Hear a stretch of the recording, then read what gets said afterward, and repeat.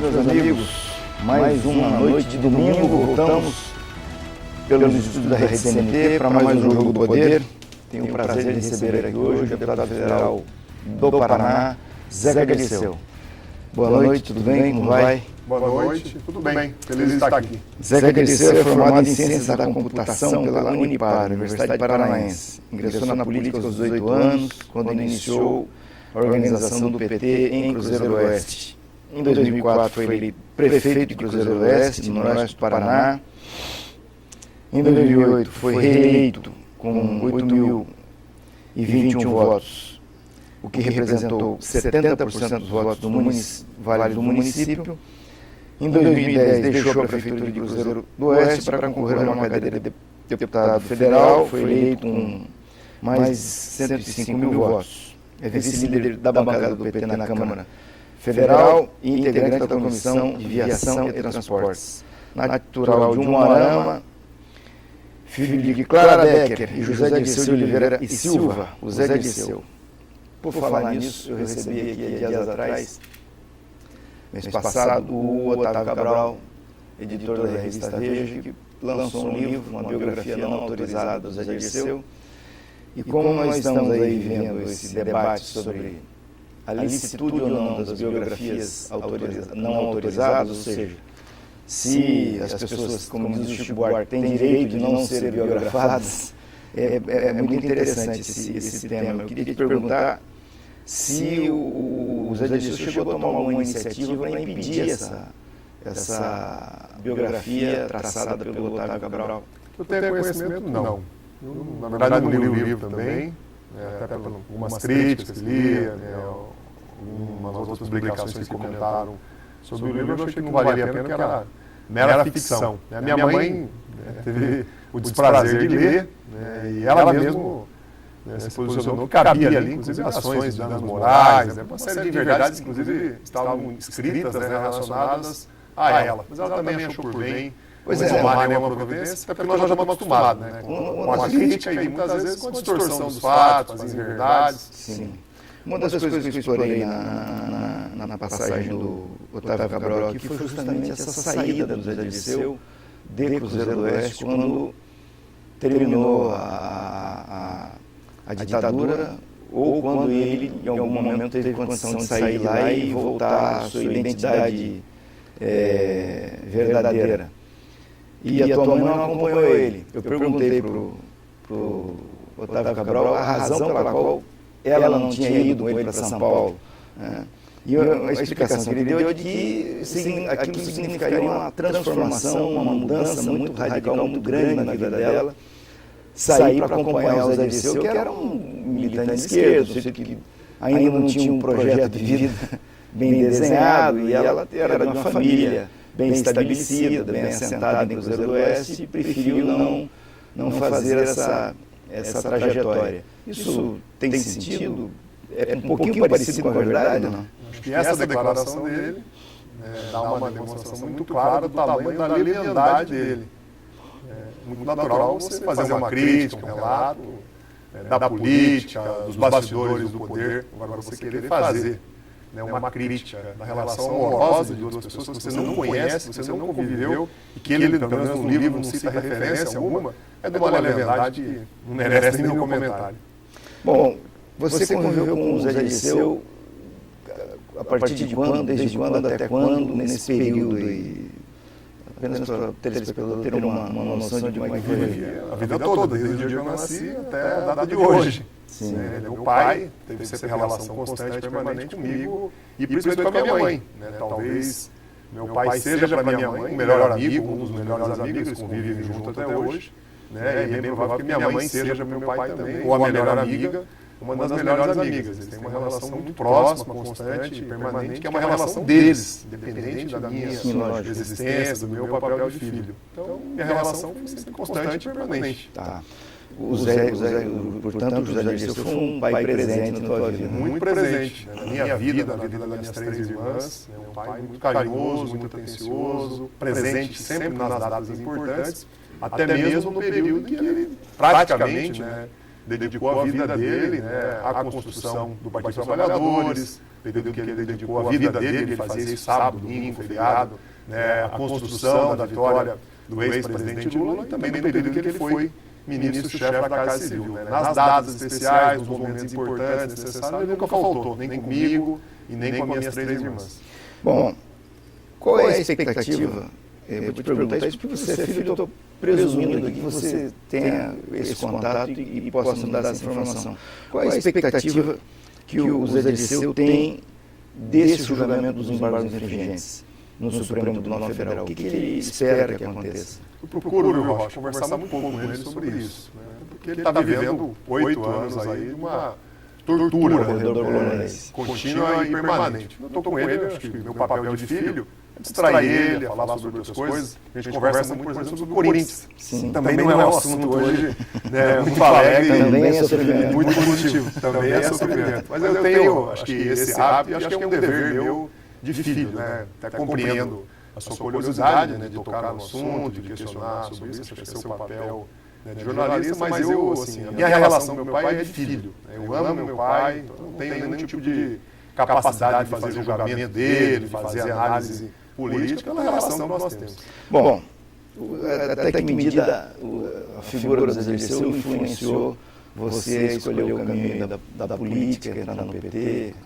Influenciou eu e milhares de outras lideranças, né, que o Partido dos Trabalhadores e outros partidos, né, de esquerda têm no nosso país. Né. O pai lutou contra a ditadura, né, ajudou o Brasil a ser hoje um país democrático, né, ajudou a construir o que é hoje o Partido dos Trabalhadores, que é o maior partido do país, né, com preferência na pior das épocas, 20% da população, e em muitos momentos de 30%, 35%, 39% do eleitorado brasileiro, e um dos maiores partidos do mundo. Né, e uma pessoa que teve papel decisivo, né, na eleição, né, do presidente Lula, e nesse período de 10 anos, que o Brasil passou por mudanças muito positivas. Né? Nós não fizemos pouca coisa nesses 10 anos.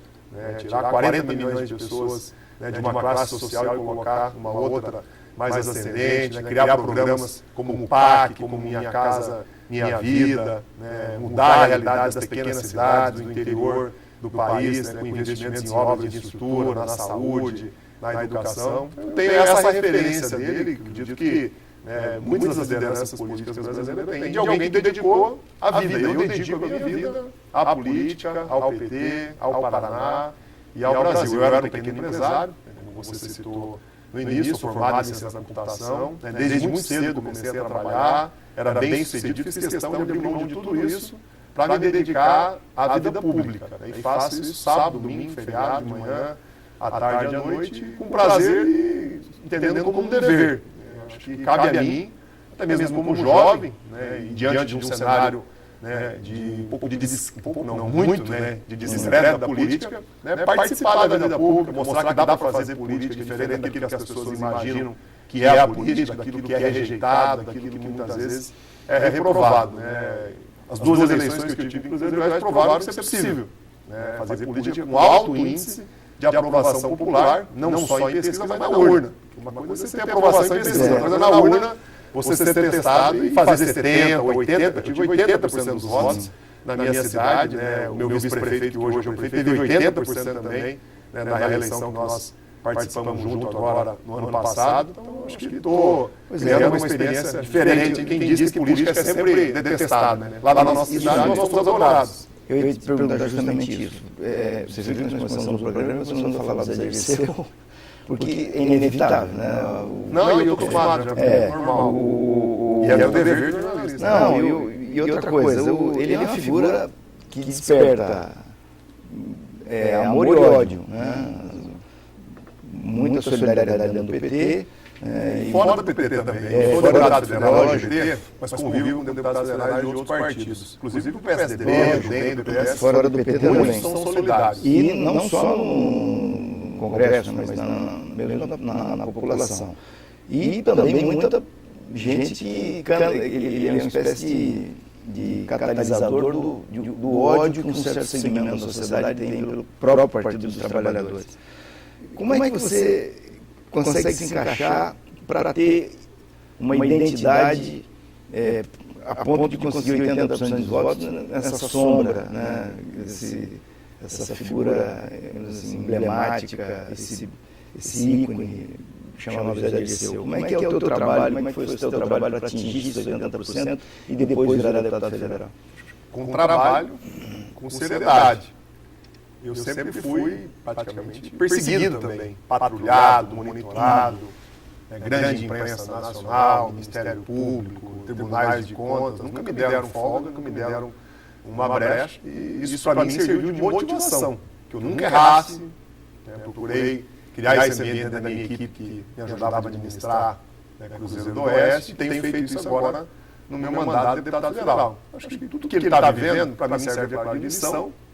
Eu vejo o quanto que a política é ingrata com quem se dispõe a participar dela, e para mim serve também como um certo cuidado a mais. Né? Não posso dar uma chance em falso, não posso ter um pequeno erro que vão transformar isso em algo gigantesco. Tentaram fazer algumas vezes até de coisas positivas no exercício, né, da minha ação de prefeito.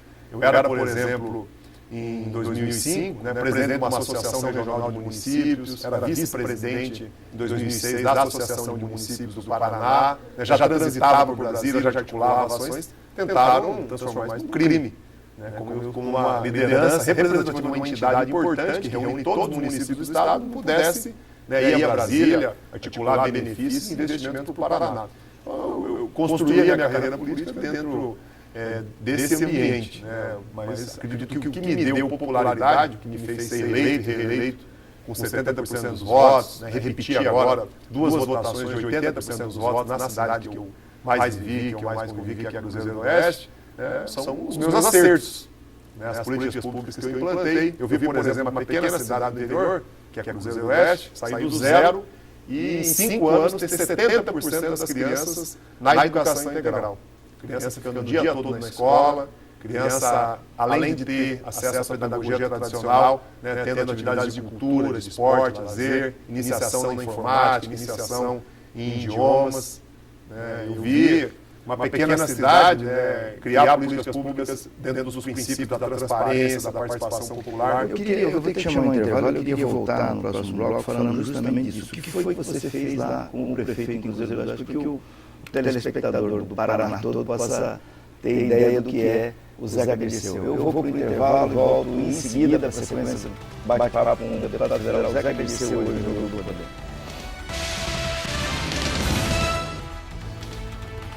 Voltamos aos estudos da Rede CNT para a sequência do bate-papo com o deputado federal Zeca Dirceu hoje no Jogo do Poder. Pois bem, o que aconteceu em Cruzeiro do Oeste? Você falou aí do ensino integral, que é uma coisa extraordinária, né? O Brasil todo precisa disso.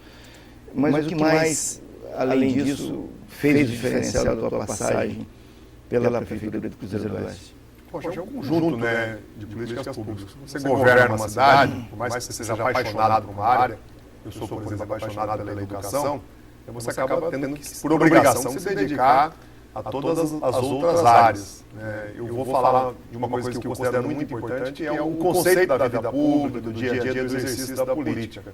Eu sempre tive comigo que é obrigação de quem ocupa um cargo público prestar contas. Você só consegue tomar decisões acertadas se você tiver humildade de sair do ar-condicionado, do conforto do gabinete e ouvir as pessoas, conversar com as lideranças. Eu conseguia exercitar isso muito como prefeito e via sempre isso como algo que deixava as pessoas muito satisfeitas. Eu fiz lá o orçamento participativo.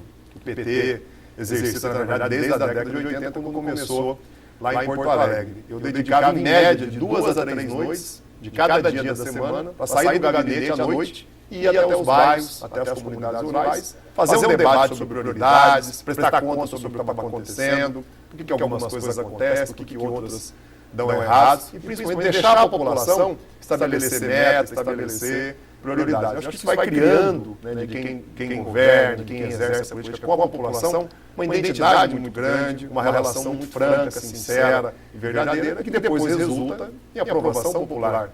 As pessoas reconhecem muito os seus acertos e compreendem os seus erros, ou aquilo que não é possível ser feito. Então, foi feito lá na cidade, e é feito até hoje, o Valtinho, que é o prefeito, era o vice nas 2 gestões, continua essa ação, um exercício muito pleno, por ser um município pequeno, isso também facilita, né? De participação popular, de transparência, de divisão do poder. Quem decidia, né, como é que o dinheiro público ia ser gasto, não era eu como prefeito, não era a minha equipe apenas de secretários, não era a Câmara de Vereadores, era o conjunto da população. Isso acabou, por exemplo, trazendo muito investimento para a área da saúde.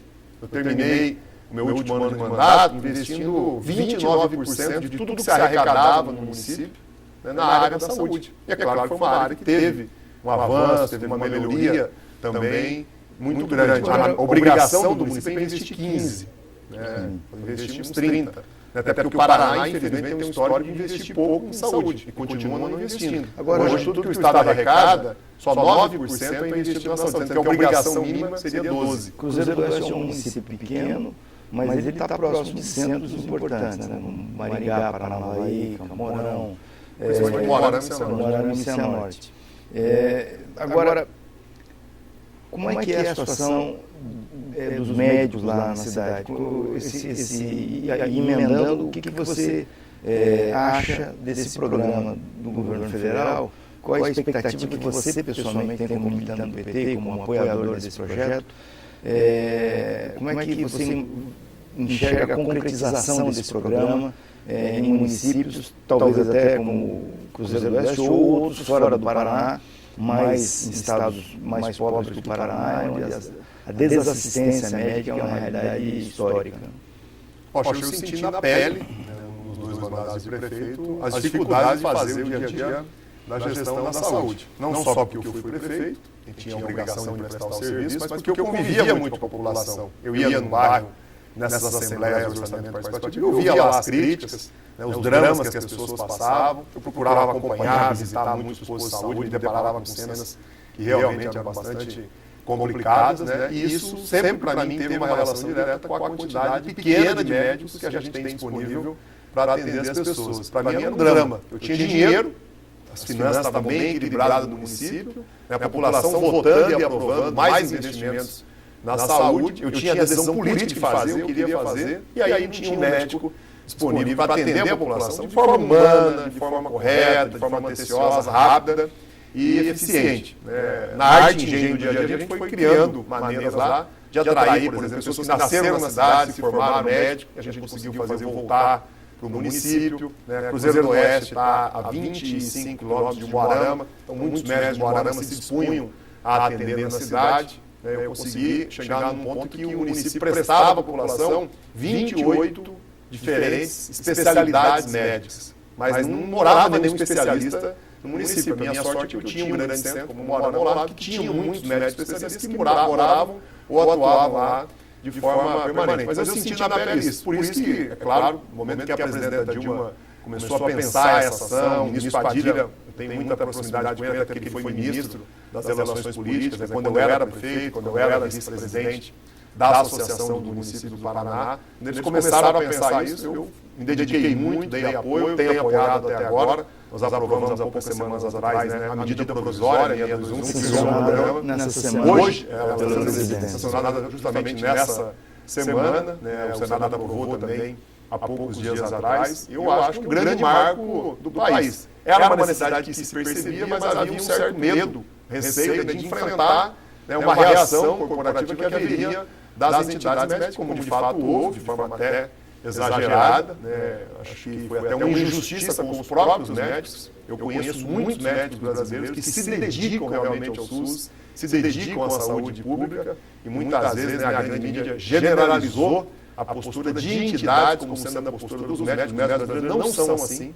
Temos muito bons médicos brasileiros, alguns que trabalham até de graça e que se dedicam realmente ao SUS. Agora tem uma parte que realmente está pensando muito mais nos seus interesses, né, do que na melhoria da saúde da população. Então foi correto a presidenta Dilma enfrentar isso. O programa é muito equilibrado, ele é justo, que ele dá primeiro a oportunidade ao médico brasileiro. E é claro, onde o médico brasileiro, por algum motivo, não puder ou não quiser atuar, é natural que venham médicos estrangeiros. O mundo todo faz isso. Nós temos países como os Estados Unidos, a Inglaterra, Portugal, Espanha, o Reino Unido como um todo, né, que tem hoje 30%, 40% de médicos estrangeiros atuando no país. Por que aqui no Brasil só pode ser 1%, 2%, se o país tem necessidade, se a população precisa. E a presidenta foi muito corajosa porque ela assumiu a conta. Ela está pagando, né, a bolsa de R$10.000, que sempre foi uma obrigação que pesou muito aos municípios. Como eu falei, eu governei uma cidade, eu tinha a obrigação de gastar 15% com a saúde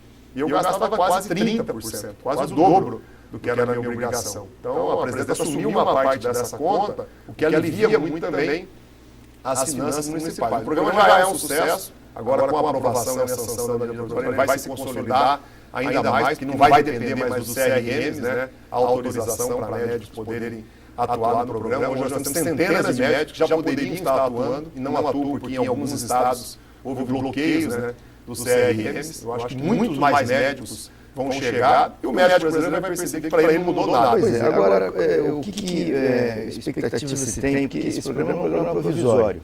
Ele tem a duração de 4 anos, se não me engano, né? E até o final desse período, o que se espera que aconteça? O governo vai a notícia que tem que estar criando mais vagas nas faculdades de medicina, autorizando a criação de cursos de medicina. Aliás, há aqui no Paraná já para o interior um pleito de um curso de medicina, não sei se vai para Guarapuava, em outro município, estão disputando esse curso. Como é que você espera que, ao final desses 4 anos, seja a conjuntura da saúde no Brasil? O governo ele está criando em torno de 10.000 novas vagas, né, de cursos de medicina. Com a ampliação de cursos de medicina que já existe, as universidades federais já estão fazendo um esforço.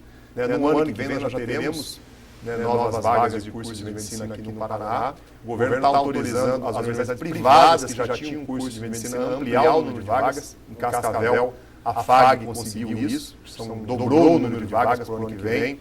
Se não me engano, a PUC em Londrina também teve essa mesma autorização. E o Paraná foi muito bem contemplado. O nosso trabalho da bancada federal, o trabalho da ministra Gleice Hoffmann conseguiu sensibilizar bem o Ministério da Educação e o Ministério da Saúde. Nós vamos ter 5 cidades, né, já temos, na verdade, 5 cidades autorizadas a criar novos cursos de medicina. Moarama, Guarapuava, Pato Branco, Foz do Iguaçu e Curitiba.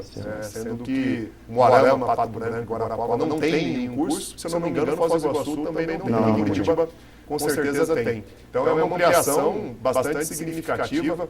Em algumas cidades 70 vagas, em outras 50, em outras 100 vagas. Isso vai dar uma ampliação muito grande e é o caminho mais correto, só que é o caminho mais longo. O governo não poderia jogar só com essa ação, que ela vai demorar para ter resultados 6 anos, 8 anos, que é o tempo da formação, né, de um médico. Eu acho que foram 2 ações conjuntas do programa Mais Médicos, é isso, não é só trazer médicos estrangeiros, né, não é só interiorizar os médicos, é criar novos cursos de medicina e criar em regiões que não tinham. Guarapuava, mesmo na região central, a distância para você chegar no curso de medicina é muito longa, né?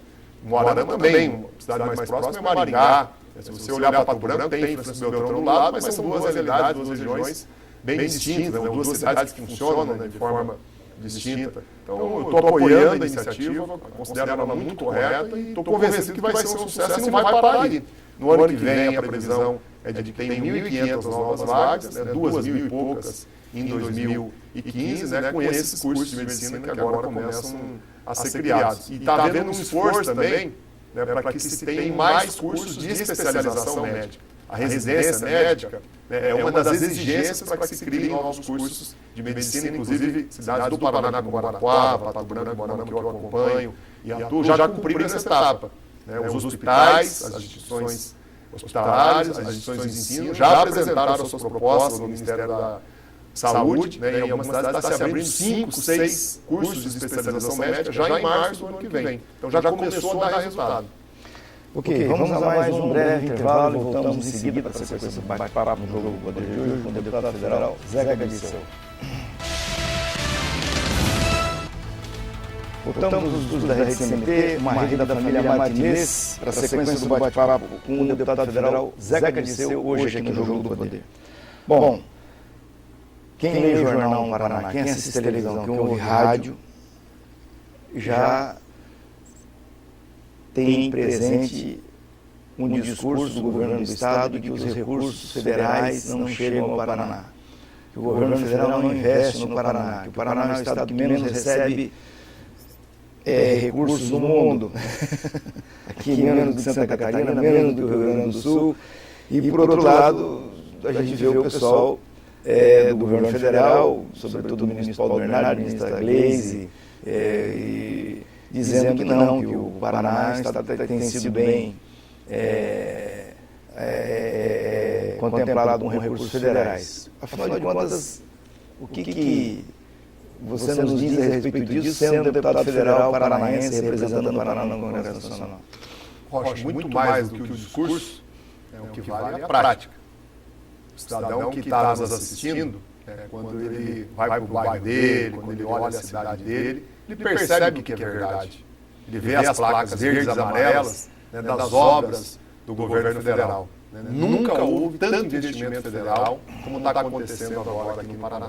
E a ministra Gleisi tem papel decisivo nisso. Qualquer cidade que nós somos hoje no estado, há obras, por exemplo, de reforma, construção e ampliação de unidades básicas de saúde. Em Curitiba deve ter dezenas delas acontecendo com recursos federais.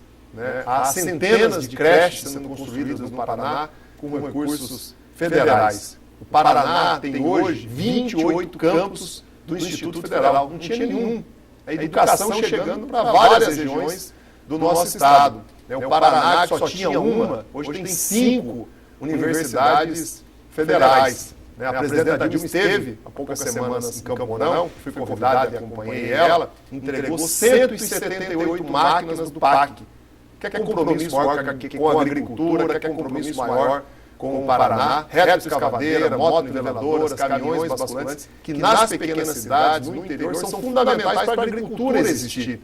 São máquinas que ajudam a melhorar as pequenas estradas rurais. Milhares de ônibus para o transporte escolar, anualmente são distribuídos aqui no Paraná com recursos do governo federal. O Paraná tem dezenas de UPAs, unidades de pronto atendimento. Em cada um, o governo federal está investindo R$2.200.000 para melhorar a ação na área da saúde de urgência e emergência. Centenas de veículos foram adquiridos com recursos do governo federal para melhorar os socorros do SAMU, também na área de urgência e emergência. O Paraná deve ter 3, 4 hospitais regionais sendo construídos com recursos do governo federal. O de Toledo, por exemplo, está praticamente concluído. Em Umuarama, a UPECAM, que é uma entidade filantrópica de Cascavel, do atendimento importante na área da oncologia do câncer, está construindo um hospital. O governo federal acabou de pagar quase 5 milhões para a UPECAM comprar equipamentos e colocar aquele hospital em funcionamento. As obras do PAC, de infraestrutura urbana, de saneamento, chegaram a centenas de municípios. Em cada município é 5, 10, 15, 20 milhões que o governo federal está investindo. E o Minha Casa Minha Vida, o próprio governador esteve lá em Campo Mourão, quando a presidenta fez essa visita, fez aquele grande evento, e reconheceu que se não fosse o Minha Casa Minha Vida, praticamente nenhuma casa teria sido construída no Paraná. Quando a gente pega o orçamento do Estado do Paraná, isso pode ser consultado na Assembleia, não tem investimento praticamente em habitação. Então, habitação, milhares de casas só estão sendo construídas no Paraná por causa dos investimentos do governo federal. A presidenta esteve lá em Campo Mourão e inaugurou um trecho da BR-487 da Bandeira. Está pronto. Falava que era uma estrada que nunca seria feita, jamais teria obras. O governo federal investiu no ano passado e nesse ano 50 milhões de reais. Se já não fosse muito, ela assinou ordem de início para obras em outros trechos da boiadeira, para a pavimentação da BR-158 que liga Campo Mourão até Laranjeiras do Sul, até o sudoeste do estado. Há investimentos do governo federal disponíveis para fazer a dragagem de Paranaguá há muitos anos. O Porto que bateu cabeça e que teve dificuldades ambientais e não conseguiu executar um investimento de 100, 150 milhões de reais. Nós temos em torno de 1 bilhão e 800 milhões de reais em recuperação e ampliação das poucas rodovias federais que sobraram aqui no Paraná, depois de que fizeram esse equívoco que foi os pedágios exorbitantes que o nosso estado tem. Então, nunca houve tanto investimento no governo federal. E quem fala isso não é o Zeca Dirceu, não é a Gleisi, não é o Paulo Bernardo, são os fatos. E o que a gente percebe na cidade? Não existem obras do governo do estado. O governador vai disputar a eleição e não vai ter o que inaugurar. É triste isso. Por exemplo, lá na região noroeste, que é onde eu tenho muita atuação, foi prometido em 2010 a duplicação de Maringá até Guaíra. Na campanha parecia que seria no passe de mágica. E uma parte da população acreditou nisso. Já se passaram 3 anos, a duplicação não foi feita. Não há nem a recuperação do pavimento. Nós temos muitas rodovias estaduais hoje que estão intransitáveis, muito buraco, muito problema. Quanto mais recebendo ampliações, duplicações, como a gente esperava. Lá em Cascavel já foi inaugurado um recurso federal, o contorno de Cascavel. Vai ser inaugurado agora mês que vem, no máximo de dezembro, o contorno de Maringá. O governo federal está duplicando o trecho que vai de Toledo até Guaíra da BR-63. Vai duplicar o 63 de Cascavel, indo no sentido do sudoeste. Fez uma parte da 153 aqui nos Campos Gerais e vai agora executar uma segunda parte. Vai fazer a segunda ponte entre Foz do Iguaçu e o Paraguai. Então, há muito investimento e as pessoas percebem isso. Eu só não estou enxergando, não estou conseguindo ver as obras do governo do Estado, a não ser aquelas que se apoderam do governo federal e dizem que é do governo do Estado, como é o caso das casas, chegou a ser uma coisa até cômica aqui no Paraná. Bom, eu também conversei com o prefeito de Paranavaí, que é lá do Noroeste, e uma das curiosidades que ele contou aqui, que eu não sabia, é que ele estava asfaltando o município com recursos do governo federal. Eu não sabia que tinha, o governo federal tinha programa para isso. É o PAC. Com asfalto, drenagem, calçada, ele até, isso aqui que é uma coisa diferente. Você tem acompanhado esse processo em outros municípios também, ou isso era só alguns municípios conseguiram apresentar projeto? Eu acompanhei muito de perto esse caso de Paranavaí. É o maior investimento do PAC no interior do estado, em cidades, e é o mais antigo também. O prefeito Rogério é muito competente, muito preparado, se organizou muito antes, quando a gente já previa que essas ações aconteciam. Mas hoje há dezenas, e logo mais nós teremos centenas de municípios do Paraná com obras do PAC da infraestrutura urbana, que são coordenadas pelo Ministério da Cidade. Está sendo publicada nas próximas semanas uma seleção que vai contemplar mais de 100 municípios paranaenses. Alguns com 1 milhão, outros com 2, outros com 3 milhões. Serão a vez agora das pequenas cidades. As médias e grandes cidades como Paranavaí não é a única, já tem há alguns anos recebido investimento do PAC, alguns a fundo perdido, o município não tem que pagar nada, e outros com financiamentos que são fantásticos. 4 anos de carência, para aí começar a pagar, e 20 anos de parcelamento com juros subsidiados pelo próprio governo federal, pela Secretaria do Tesouro Nacional. E na área de saneamento tem muita obra acontecendo, que muitas vezes a Sanepar até omite a participação do governo federal, mas com recursos do governo federal. Então, eu acho um discurso de quem está governando o Estado, dizer que o Paraná não é prestigiado, um discurso que não condiz com a realidade, e o cidadão começou a perceber isso. Porque nós estamos alertando as pessoas para procurar a placa do governo do Estado e procurar a placa do governo federal. Na maioria das cidades, principalmente no interior, nas pequenas cidades onde eu atuo muito, 80% das obras são obras com recursos do governo federal, na área da saúde, na área da educação, na área da infraestrutura urbana, na área do saneamento e principalmente no apoio à agricultura. O governo federal fez a maior compra do mundo. Nenhum país do mundo até hoje tomou a decisão política de reconhecer a agricultura familiar como estratégica, o agricultor como alguém importante, precisa ter estradas. Na mesma estrada que passa o caminhão da produção agrícola, e que é importante para o crescimento, desenvolvimento do país, passa o ônibus do transporte escolar, passa a ambulância do SAMU, então está sendo elevado qualidade de vida. Cada município paranaense, menor de 50 mil habitantes, vai receber 3 máquinas do PAC. Em cada cidade dessa tem um investimento de R$1 milhão. O que o governo do Estado tem feito por esses municípios? O que o governo do Estado tem feito pela área rural? Até hoje eu não vi. Parece que a agricultura no Paraná parece que não é uma área importante e fundamental. Vamos a mais um breve intervalo e voltamos em seguida para encerrar o bate-papo de hoje no Jogo do Poder com o deputado federal Zeca Dirceu.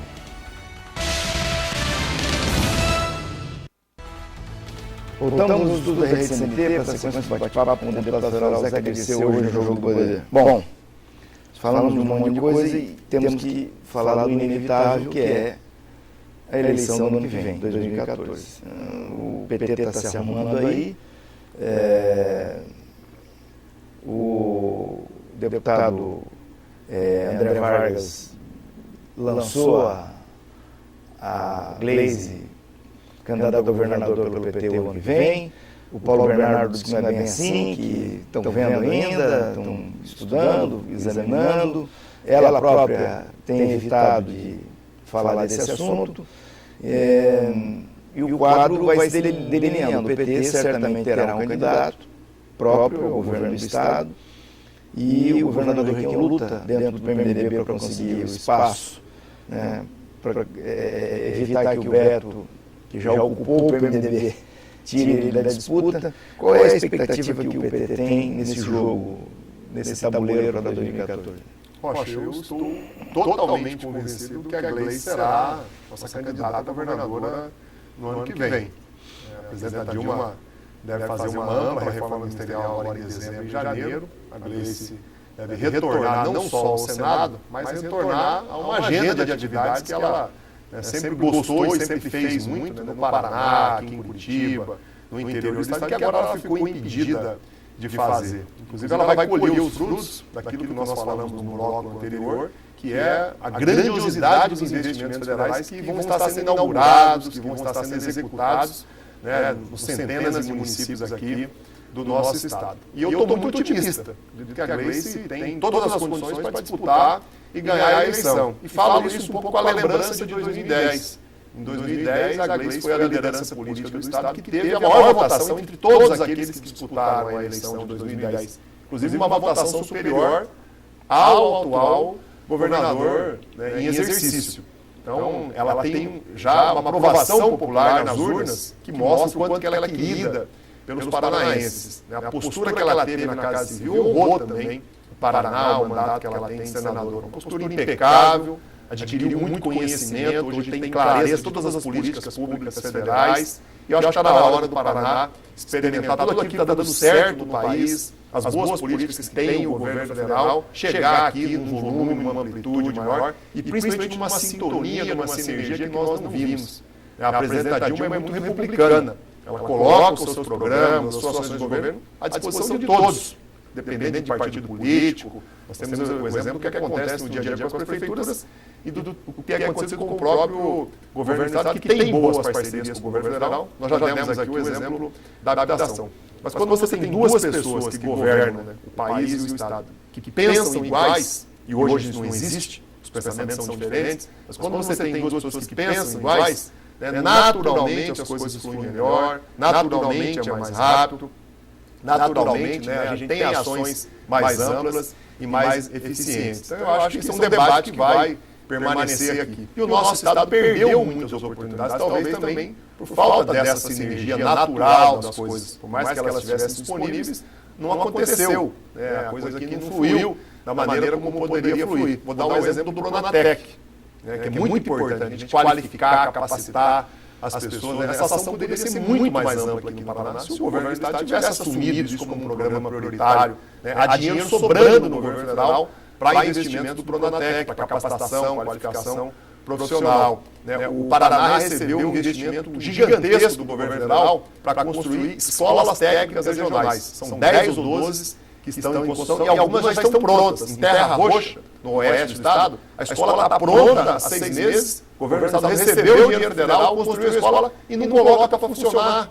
Porque tem problemas, né, com gasto de pessoal, porque inchou muito a máquina pública. Nós temos hoje muitos cargos de comissão aqui no Paraná, com ocupações muitas vezes meramente políticas, né, que impediram o Estado de contratar, por exemplo, professores, para poder colocar essas escolas públicas, técnicas, né, regionais, para funcionar depois do governo federal ter feito um grande investimento, né, em convênio com o Estado para a construção dessas unidades. Então eu estou muito otimista, acho que a Gleice tem as reais condições aí para disputar, ganhar as eleições e governar o Paraná. Confio muito nela, convivi muito com ela, é uma pessoa preparada, uma pessoa séria. Não tem uma questão que alguém possa levantar contra a Gleice em relação à idoneidade dela, em relação ao caráter, e uma pessoa que ninguém tem dúvida do seu preparo, até para ela ter ocupado por tanto tempo o segundo cargo mais importante do governo federal, tem expertise, tem bagagem para governar um Estado, com certeza. Agora, que nível se está vendo, como está vendo o diálogo com o governador, com o ex-governador Requião, que também pretende participar desse processo no ano que vem? É possível que se ele conseguir a legenda no PMDB para participar, certamente essa eleição será uma eleição de 2 turnos, de onde é inevitável o PT conversar com o Requião. Aliás, já fizeram isso no passado. Né? Primeiro quero registrar aqui que eu gosto muito do Requião. Requião, quando eu fui prefeito, ele era governador, ele foi mais um governador para mim, ele foi um pai. muito correto, muito atencioso, e tinha me convidado e eu participei também em 2003, 2004, do governo do Estado, coordenando umas ações regionais no interior da Secretaria do Estado do Trabalho e da Promoção Social. Infelizmente, o PMDB parece não querer participar do dia a dia das principais decisões do Paraná, prefere ficar a reboque do governador do Estado. Lamentável isso, um partido que tem lideranças fantásticas, como o PMDB tem, entre elas o próprio Requião, mas tantas outras. Eu conheço muitos prefeitos, deputados estaduais, deputados federais do PMDB, que são lideranças extraordinárias que hoje estão refém de uma situação que o partido se sujeitou. É difícil prever o que vai acontecer, porque o PMDB hoje praticamente tem 4, 5 grupos distintos, independentes, convivendo entre si. O governador Requião continua sendo a liderança mais forte. Ele tem 35%, 40%, 45% da força partidária. Mas para ganhar uma convenção, tem que ter 50%, 55%, 60%, que até agora ele não conseguiu agregar. Eu acho que seria muito bom para o debate da eleição do ano que vem ao governo do Estado se o Requião fosse candidato, porque ele foi governador 8 anos, tem muito conhecimento, ajudaria muito com propostas de ações futuras, pelo que ele aprendeu, e também com a crítica das oportunidades, dos erros que foram cometidos nesses 4 anos no Paraná. Mas não é uma questão que cabe a nós, do PT, cabe ao próprio PMDB decidir. A gente respeita muito qualquer decisão que for tomada. Inclusive, gostaríamos de ter, a Gleice já manifestou isso, já fez reuniões, inclusive, com o presidente estadual do partido, com o presidente nacional. Gostaríamos de ter o apoio do PMDB, caso o partido opte por não ter uma candidatura própria. Nós tivemos recentemente 2 mexidas importantes no cenário nacional. Estamos encerrando o programa, eu queria que você comentasse isso. Primeiro, a candidatura do governador Eduardo Campos, com a saída do PSB da base do governo.